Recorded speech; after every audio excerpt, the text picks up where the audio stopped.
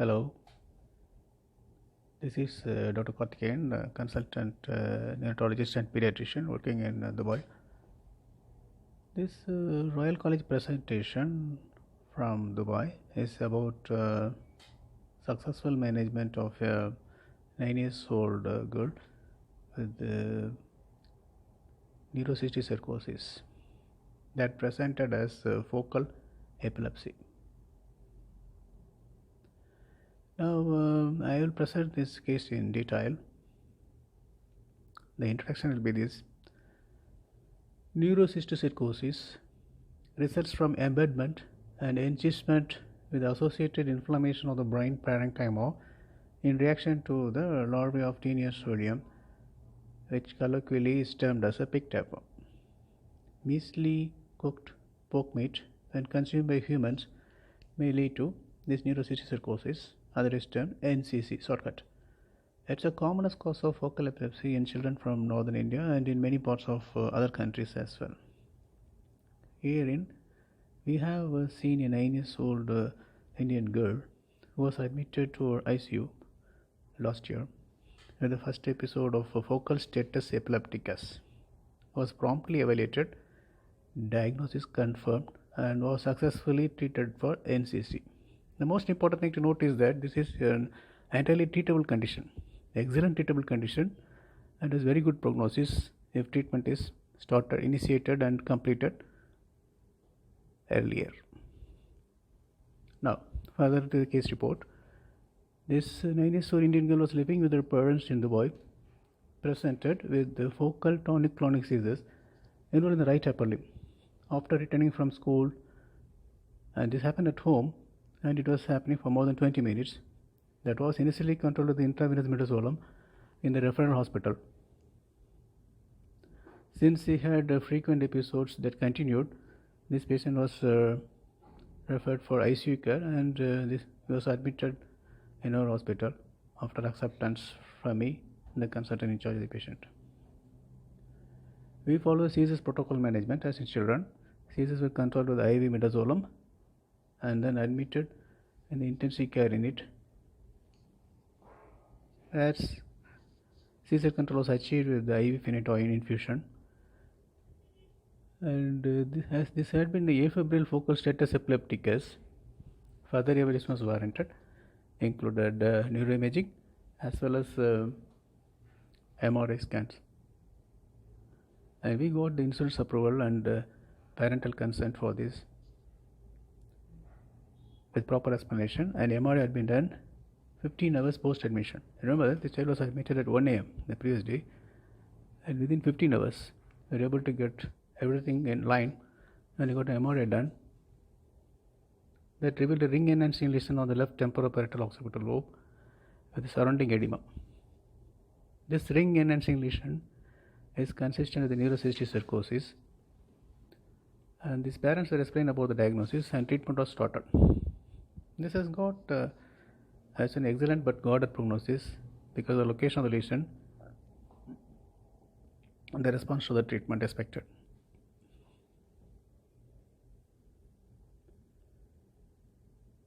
In view of the significant perilesional edema, Albendazole, which is a specific antiparasitic drug recommended for neurocysticercosis, was started under the cover of intravenous hydrocortisone.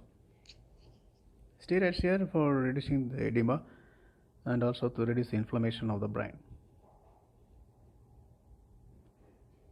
Intravenous hydrocortisone was initially started, and then it was later continued on oral prednisolone to complete the course of steroids and OP basis, given for a duration of 7 days. After seizure control was achieved with the IV phenytoin, we started the baby on the child on oral oxcarbazepine. Is focal epilepsy, so oxcarbazepine orally was a drug of choice. At further stay in ICU was uneventful. The EEG which had been done was abnormal with persistent delta range activity, a slower activity occurred in the same region, left parieto occipital region. This was also consistent with a space occupying lesion. The albendazole dose which I used was a dose of 25 mg per kilo per day in 2 divided doses to complete a total course of 21 days. As I already told, steroids were covering the albendazole effect and to prevent any worsening of the edema for a course of 7 days, 2 days IV plus 5 days oral. This child did very well, had no relapse of any seizures, there was no focal history, there was no history of epilepsy in the family, that's important. And we had advised the routine lifestyle modifications and informed the teachers in the school also about her condition, especially swimming and cycling, which are banned for this baby or this child. We did a follow-up scan, MRI scan, 6 months post-initial treatment that showed resolution of the edema and significant decrease in the size of the initial ring lesion. The latest follow-up has been 1 year after admission. The child is doing very well. School activity is good. She is performing excellent in school, and she is a bubbling, smiling girl, and I saw her lost in myopia. In consultation with the pediatric neurologist, we decided to continue oscarbazepine for 1 further year. Then we plan to stop that anti-epileptic drug after reviewing with another EEG and clinical status, and if needed another MRI scan. Now, given how this can happen in the boy, this is a very rare event. We are reporting this because it's a rare event. As you look into the prevalence of the disease is widely prevalent in many developing countries, including India, Latin America, Sub-Saharan Africa, and Southeast Asian region. 10 to 20% of the general population showed residual brain parenchymal lesions in CT imaging in Peru and Honduras. Understand? 10 to 20% of the general population. If you scan them, they have the residual brain parenchymal lesions consistent with neurocysticercosis. And slaughterhouse surveys in India revealed a prevalence of 7 to 26% of cysticercosis among the swine in India.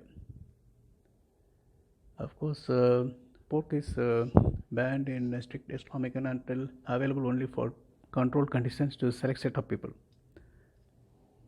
NCC accounted for more than 50% of cases of partial epilepsy in children in a hospital-based survey in India, and this is the largest review on neurocysticercosis from northern India.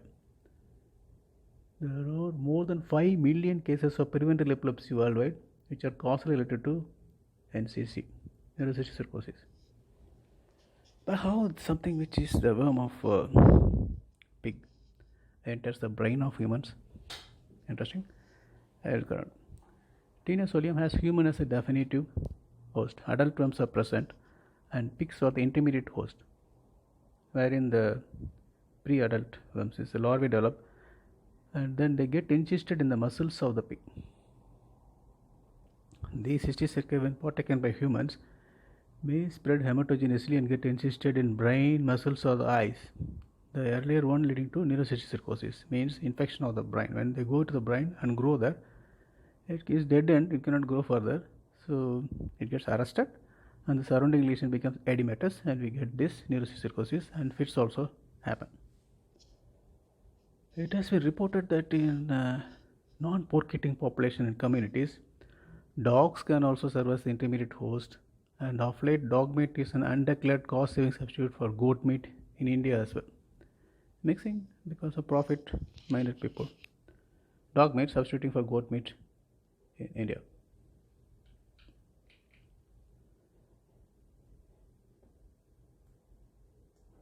Now vegetarians who are not eating any non-vegetarians also occur NCC by fecal contamination of vegetables with eggs discharged in the environment by open air defecation or from contaminated hands of the housemaid servants. There is just contamination. In the brain, the larval stage of tenosolium goes through 4 stages: the vesicular, the colloidal, granular nodular, and calcified nodular stages. Albendazole treatment up to a maximum dose of 800 mg per kilo in children for a duration of 2 to 3 weeks found to hasten the resolution of the NCC and also results in better seizure control. This is contraindicated in children with NCC and increased intracranial tensions. Those who are the signs of coning or intracranial tensions should not be given albendazole, and ocular anesthesia also. And so we had looked into the eyes of this child and also scanned the muscles of this help to find whether any other cysticercosis is located somewhere else. And also it's useful in the terminal calcified nodular stage of the parenchymal NCC, most useful in the vesicular colloidal stage, means the growing stage of the lesion. Corticosteroids are always indicated for the risk of flare of perilesional edema upon initiation of the albendazole treatment. Other drug which is useful is praziquantel, and many studies found that addition of praziquantel doesn't lead to any significant betterment of the clinical response apart from the response you see with the albendazole. Reported cases of NCC are very rare in Gulf region, as consumption of pig meat is restricted and slaughterhouses are effectively supervised. And searching the whole literature, we can find only one case of neurocysticercosis in a 4-year-old girl with a solitary occipital neurocysticercosis proven by MRI, who had presented in another hospital in Dubai with transient loss of vision, ictal amaurosis. Post-ictal, we get blindness, reported blindness. This was also successfully managed, and they have reported only 3 months follow-up data. Ours is a successfully managed case, 9-year-old girl with full follow-up, 1 year, child is doing very well. So this is report of neurocysticercosis that had a presenting feature as focal epilepsy in a 9-year-old girl. Afebrile partial focal status epilepticus, the etiology being neurocysticercosis, successfully managed in hospital in Dubai. Thank you.